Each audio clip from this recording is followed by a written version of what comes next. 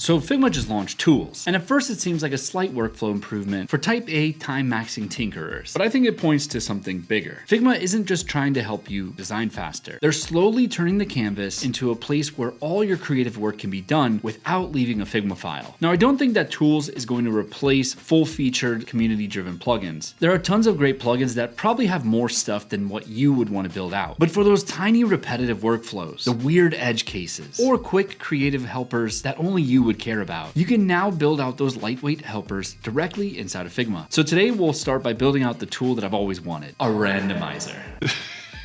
Trust me, it's gonna be really cool. But I've been playing with this a lot, and I've already got 4 tools that are super cool and will hopefully inspire you to go build your own stuff. Let's start building. By the way, to do this, you need access to Figma Agent, which is still in beta, so you might not have access to it, but either way, you're gonna need a pro account in order to have those AI credits, because you're gonna be using AI credits inside the agent to build out your tools. All right. That's it, let's go. So I've got this little app that I've been tinkering with, basically out of memory. So you take a picture and then you sketch on that picture so you can control like the brush size, the color and all that. And then you can add a little journal to it if you want. And then those will go into a little memory kind of canvas of like all the like items that you've ever done. And then you can tap on one, it'll pop open a little box. You get it. It's simple, cheeky, it's cute. But the biggest thing is, this has so much vibes to it. This looks like a grid and we don't want grids. We don't want straight lines. Okay, this app is supposed to be like, you just like open up a thing, you like drop a picture in, you know what I mean? In order to do that, what you're gonna have to do is like rotate it. But then it's still just a grid of rotated pictures. It's not cool. So what we wanna do instead, rotate these slightly, just a degree or two. Over here, I've got a fresh canvas, heads up on what we're gonna be building. We've got drawings that are components with variants, and then pictures. There's actually a plugin that I really like a lot called Simple Randomizer. You just select things that have instances or variants inside of them, and you run the plugin and it runs. There's no controls, simple. But because there's no controls, I can't control what I'm randomizing. We're gonna go fix that. In order to access tools, you can pull up from over here. This is where you're gonna find plugins, also a bunch of other effects that are coming. If you wanna make your own tool, you've got to jump into over here. Now you can access all of the tools that you've made, and it is file specific right now. I'm guessing there's gonna be a way to move them from file to file. But for now, I've got a bunch of tools already built out right here. So I can actually access them right from here. And when I pop them on, it's gonna run it and it'll open it. But instead of going through all these sub menus, you can always just deselect something and it's gonna be over here on the right. But I wanna go make a new tool. So I'm gonna start a new chat over in Agent, and I'm going to say, create me a tool that randomly rotates all children of a selected frame or group. I want to control the randomization, min and max, but by default, let's have -3 and +3 degrees. That's it. Submit it. All right, so it's asked me to run the plugin. It's popping up right here. You can also see that I can access it directly from this menu here. So if I close it, and I can pop it open really quickly from here. Now let's give this a try. I'm going to duplicate this a bunch. Margin. Now we're talking. Whenever I have something that has children, it will automatically do min and max degrees. It rotated it. I want to press the randomize button repeatedly, and I don't want it to update my position on the canvas. Just run it and don't adjust my camera, but then also let me rerun it without reselecting the frame. And now it's deployed, so let's run it again. Boom. Aha, it's not updating my camera. I can do it over and over. It's looking cute.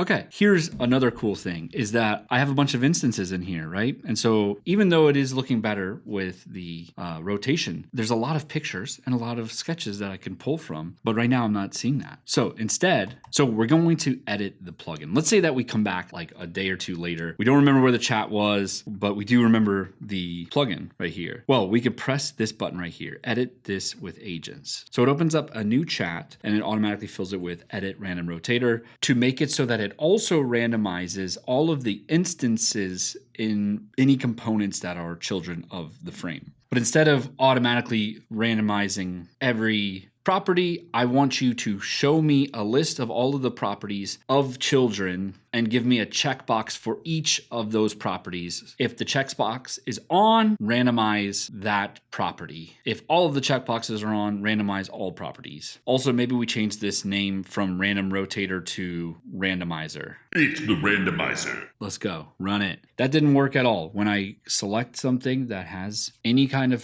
variant properties or variants at all, it doesn't show up on the list. It's just empty. I want it so that if there's component that has multiple instances inside, it should grab those. So the nested variants should be accounted for. They should show up on this list. Instead, right now, when I'm selecting anything, nothing is showing up, even when there's variant properties. Not even on the nested level, but on the top level. Hey, it worked. Nice, and it's picking up the variant. Oh, bro. Even just that's an awesome shot. As you can see, lots of prompts. Be more specific on your prompts because I think I was a little bit too vague. Anyway, we've built that tool. Now, I've also made a couple other tests and I want to show you how I made them and what they actually do. So this one's really simple and really cool. We've got a variant expander. So right here, I've got variance expander. In here, we've got a lot of little toggles. So let's start with them off. Basically, you can make a dark mode version. You can make it compact, so like a smaller version. Error states and set the accent color, disabled state, and skeleton loading. And this is a loading button, so let's see what happens. Boom. Look how fast that was. That was really cool. Yeah, skeleton is interesting. That one definitely didn't work out. I think if this was zeroed, no. But look at that. And that's actually a really cool part of this is it's not even like genuine components. So I could just grab those all, press create component set, and now I've got all the different styles, you know? But you know what? Let's actually grab this and see what it does. I don't actually know what it's going to do. So let's see. I don't think we need a compact version, but let's just see what happens.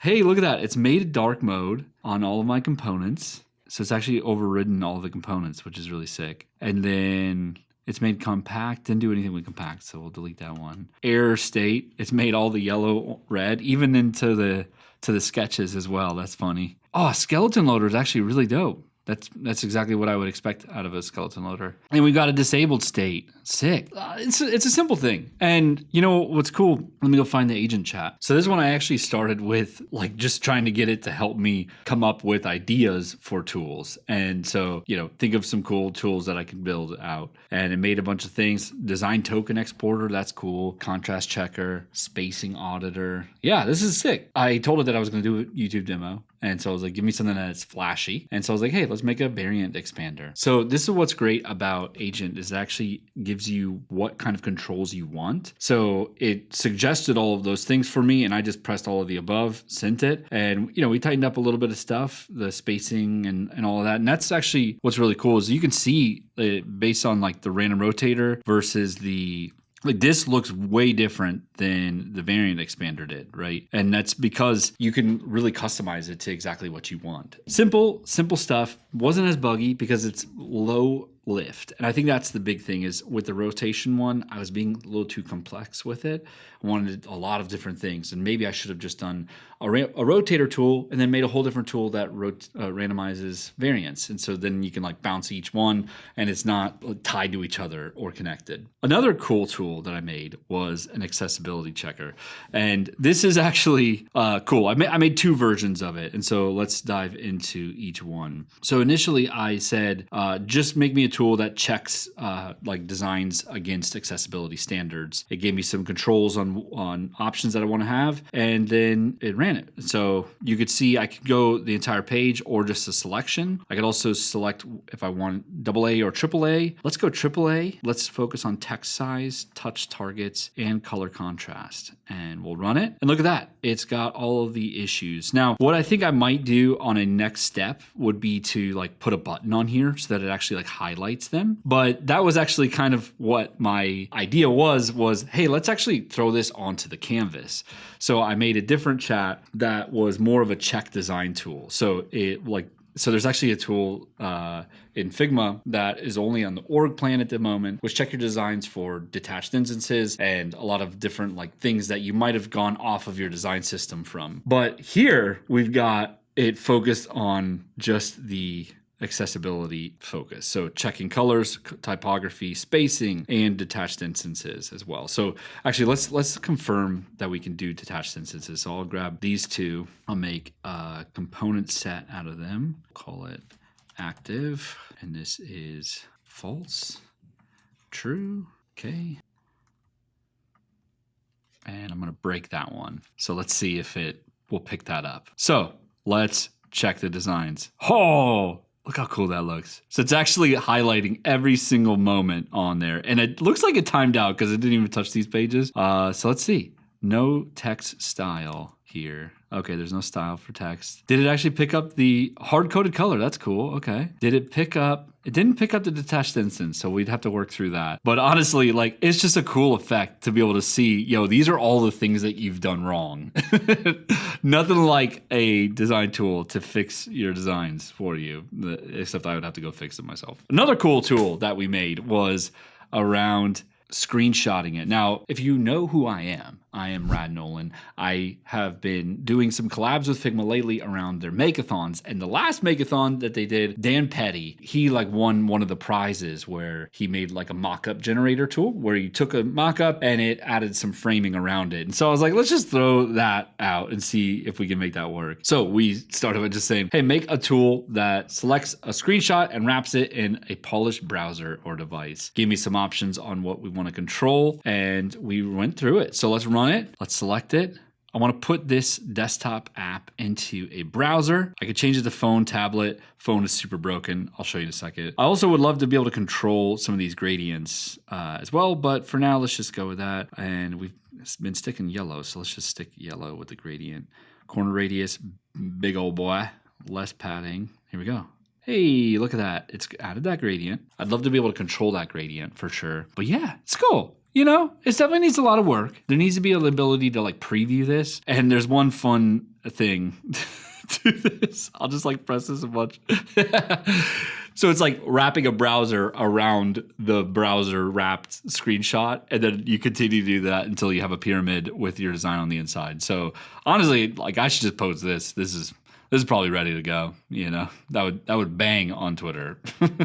Last but not least, it's our number 5 tool. It is flow cleanup. So one of my biggest design videos ever that I made was around handing off a design file to a developer. And I actually used these same designs.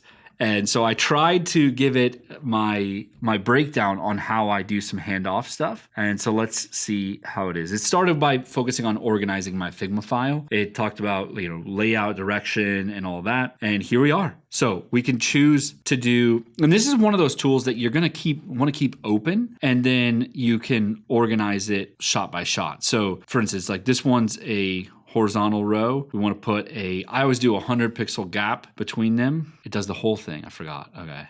Yeah, I mean, let's do it at 8 by grid. Yeah, so this one needs a little bit of work. And so here I went back and forth a little bit longer, and we actually came up with a lot of options. And so we've got some ordering around alphabetical, type, position. We can do a bulk rename, which Figma already does, but you know, I think it's kind of nice to be able to like have this built into it. We can also group by type. So if there was components, we would have that in there. And nesting depth. Oh, okay, that's cool. Arranging the frames. So, okay, let's just see what happens here. Sort by position, sort these by position. Rename the layers. I'm going to put rad. All right, so it did add rad to those. Let's flatten some nests. Let's see what happens. That one needs a little bit of work, but you can see that like that work is on me to go do. I've got to go build it and continue to refine it. And that's what's so fun about the products that Figma just launched is, yeah, sure, AI was part of it, but it's using it in ways that doesn't replace us as designers or creators. It's only amplifying the stuff that we do. So I hope you had some fun. I hope you're inspired a little bit to go create. Now go make your own stuff and then drop it in the comments what you ended up making. By the way, I'm Nolan Perkins. I go by Rad Nolan on all the socials. So give me a DM wherever you like to engage on social. I'd love to talk to you about tools and all the stuff that came from this video. Until the next one, I'm Rad Nolan. Signing off.